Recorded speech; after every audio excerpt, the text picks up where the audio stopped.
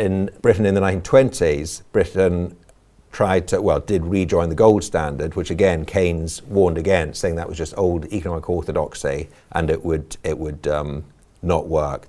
The Chancellor of the Exchequer, actually, who took Britain back onto the gold standard then, was called Winston Churchill, who then went on to become Prime Minister and led Britain during the Second World War.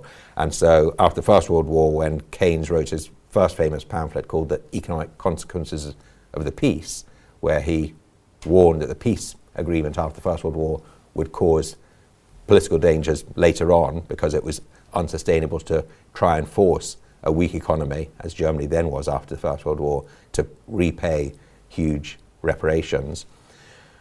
When Winston Churchill then took Britain back onto the gold standard, Keynes wrote another pamphlet saying the economic consequences of Mr. Churchill, warning that that again would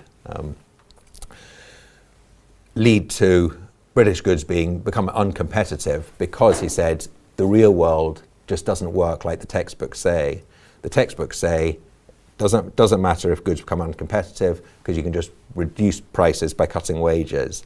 And Keynes warned that the world just doesn't work like that. It's very difficult to just cut wages, drop prices and so on. And so it proved again in Britain. That led to the general strike of 1926. And then most famously in 1936, Keynes published his major work, The General Theory of Employment, Interest and Money, where he basically said that economies don't naturally return to equilibrium and full employment. It's quite possible for them to get stuck in recession, depression, with large-scale unemployment.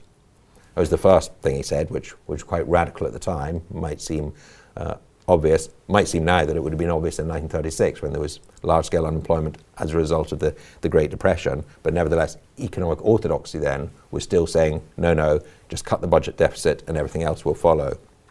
Keynes warned, no, actually cutting the budget deficit in that situation makes matters worse, not better, because the only thing which is going to lead to recovery is people spending money. In a depression, consumers aren't spending money. It's hard to export if it's a global recession. Companies won't be investing because they don't think that the markets are there. So the only other possible source of demand is government spending. And that was one of the key lessons from the general theory.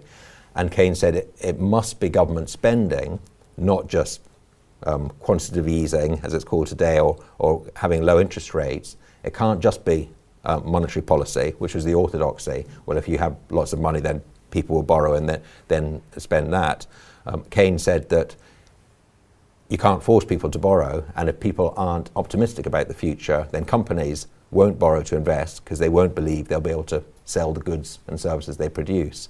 So Keynes likened having a low interest rate in that situation, or monetary policy in general in that situation, as like pushing on a string. You might be doing it, but will have no effect elsewhere because people won't be taking up the offer of loans in order to invest. So Keynes said you must use fiscal policy, which was what the leading governments around the world did in 2008 and did prevent that recession from being greater than it was.